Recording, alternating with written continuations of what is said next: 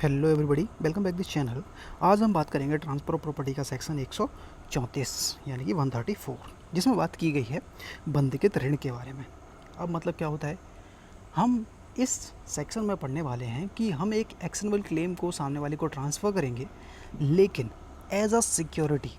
क्या मतलब हुआ, हम यहाँ पे एक्शनेबल क्लेम को ट्रांसफ़र सामने वाले को करेंगे और वो गिरवी के तौर पर करेंगे, यानी कि हम सामने वाले को एक्शनेबल क्लेम गिरवी रख रहे हैं भाई, यानी कि मॉर्गेज करेंगे। और ये किस प्रकार से होगा, उसी के ऊपर ये सेक्शन बनाया गया है कि एक एक्शनेबल क्लेम को सामने वाले के पास आप गिरवी रख देते हो और वो बदले में आप सामने वाले से कुछ पैसे ले सकते हो। तो ऐसा पॉसिबल है या नहीं है, क्योंकि इसको प्रॉपर्टी माना गया है एक्शनेबल क्लेम को, तो इसको सामने वाले के पास ट्रांसफ़र किया जा सकता है और हम इसको मॉर्गेज कर सकते हैं। और मॉर्गेज आपने जब आप इसको मॉर्गेज कर सकते हो तो सामने वाले से पैसे ले सकते हो, नॉर्मल सी बात है।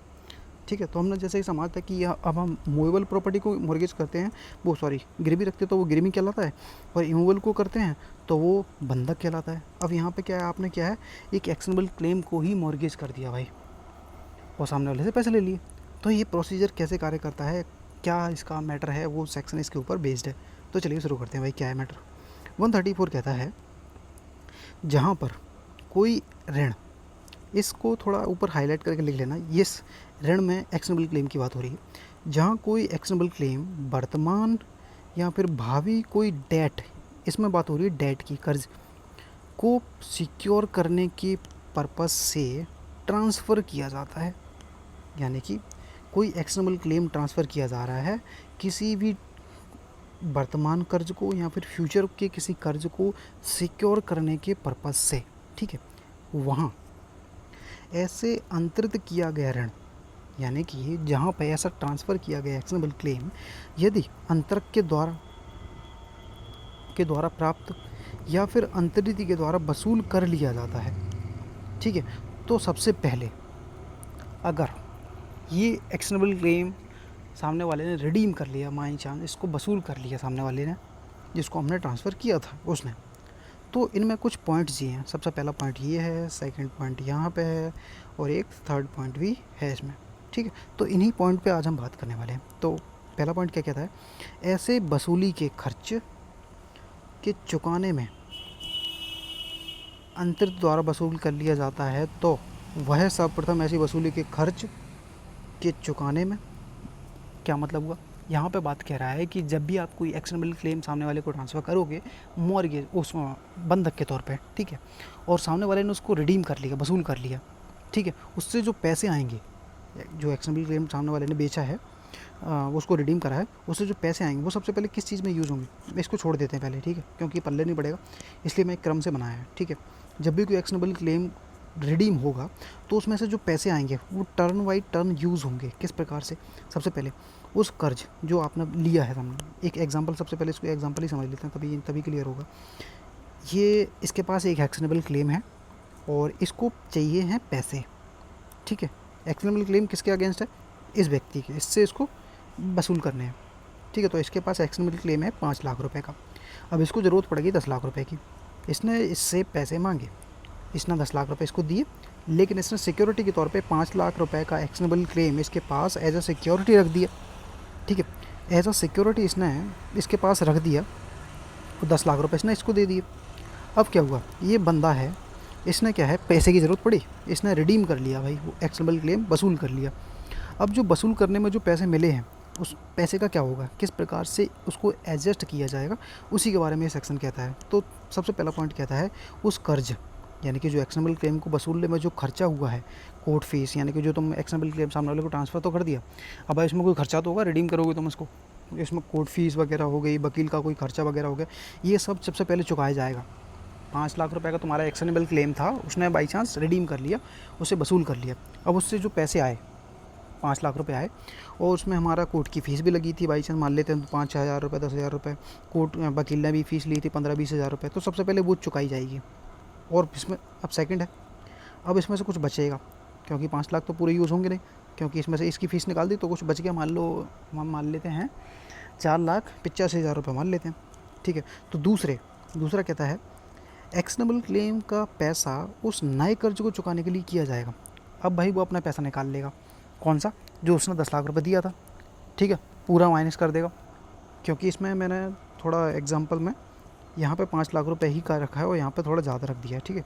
माइन चाहे इसको कम ज़्यादा कर लेना। तो इसमें से मान लेते हैं कि उसने अपने जो कर्ज में से सामने वाले को कर्ज दिया था, डेट दिया था कर्ज, तो उसने उसको वसूल कर लिया।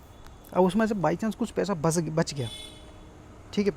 सबसे पहले क्या करेगा, कोर्ट फीस काटेगा। सेकंड में अपना ऋण जो उसने दिया था वो वसूल करेगा।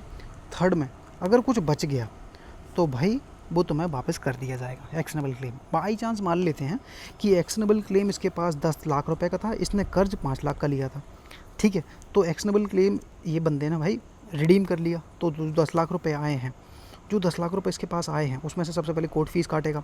अपना 5 लाख रुपए का जो उसने सामने वाले को दिया था वो अपना 5 लाख माइनस कर लेगा। अब बचा कुछ जो 4 लाख कुछ बचेगा वो इसने वापस इसको देना पड़ेगा। ये तीनों कंडीशन पूरी हो जाती हैं इस वाले एग्जांपल से जो मैंने बताया है। क्योंकि इसमें मैंने थोड़ा आगे पीछे कर दिया 5 लाख 10 लाख, तो वो उस तरह से आपको समझ में नहीं आएगा। तो ये वाला एग्जांपल समझ लेना कि इसने भाई इसको 5 लाख रुपए दिए हैं और बदले में इसने 10 लाख रुपए का एक्शनेबल क्लेम इसको दिया था, ठीक है। तो ये था हमारा, ये मॉर्गेज किया है इसने एक्शनेबल क्लेम। जब भी एक्शनेबल क्लेम को सामने वाले को मॉर्गेज किया जाएगा तो उससे जो पैसा आएगा, सबसे पहले हम कोर्ट फीस वगैरह इसमें यूज़ करेंगे। और इसमें से अब अगर बच गया तो हम अपना जो हमने सामने वाले को तुम्हें कर्ज दिया था वो सबसे पहले वसूल किया जाएगा, माइनस किया जाएगा। अब अगर कुछ बच गया तो तुम्हें वापस कर दिया जाएगा। अगर बाई चांस नहीं बचता है तो वही ये वापस से इससे वसूल कर सकेगा, ठीक है।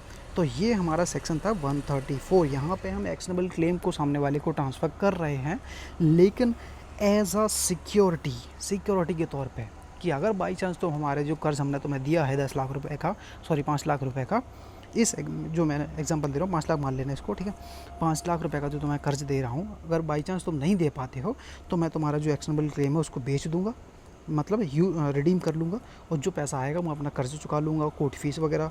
तो वो बस ये किस प्रकार से होगा उस ये पॉइंट लिख लेना, क्योंकि यहाँ ये क्लियर नहीं दिए गए हैं तो समझ में नहीं आता भाई। थोड़ा अपने नोट्स वगैरह बनाओगे तो वहाँ पे ऐसे पॉइंट्स वगैरह लिख लेना तो जल्दी क्लियर हो जाएगा। तो ये एग्जांपल में आप सिर्फ 2 करेक्शन करना है, यहाँ पे 5 लाख लिख लेना और यहाँ पे 10 लाख रुपए, 10 लाख ये एक्शनेबल क्लेम ट्रांसफ़र करता है, ये बदले में इसको 5 लाख रुपये उधार देता है और उसी उधार को वसूल करता है। ये एक्शनेबल क्लेम को रिडीम कर ले, ये बंदा रिडीम कर लेता है।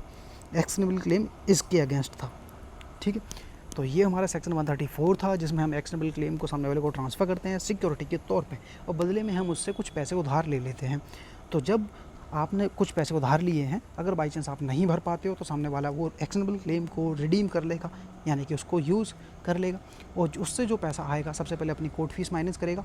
कोर्ट फीस माइनस करने के बाद आपको जो उसने डेट दिया था, कर्जा दिया था, उस कर्जे को माइनस करेगा और बचा कुछ उसके बाद अगर कुछ पैसा बच जाता है तो वो आपको वापस कर देगा। अगर बचता नहीं है तो वो आपके अगेंस्ट में ऐसा सूट फाइल करके ऐसा जो बचा हुआ पैसा वसूल करने का अधिकार रखता है। तो ये हमारा सेक्शन था 134।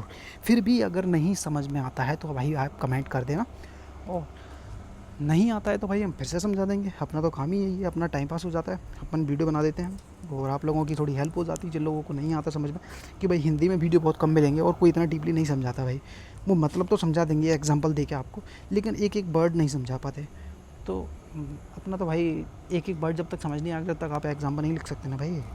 तो उसी तरह से एक एक नोट्स बनाइए आप अपनी तैयारी करिए और ऐसे नोट्स और एग्जाम्पल के तौर पे आप इसको लिख लीजिए और जब भी आप इसको रिवाइज़ करोगे तो आपको क्लियरली जल्दी रिमाइंड हो जाएगा और आपके सारे सेक्शन क्लियर हो जाएंगे। तो वीडियो पसंद आए तो वीडियो को लाइक कर दिया करो, चैनल को सब्सक्राइब भी कर दिया करो। अगर पसंद ना आए तो कोई बात नहीं भाई, अपना रिवाइज़ हो रहा है और आपकी थोड़ी हेल्प हो रही है, ठीक है। Thank you.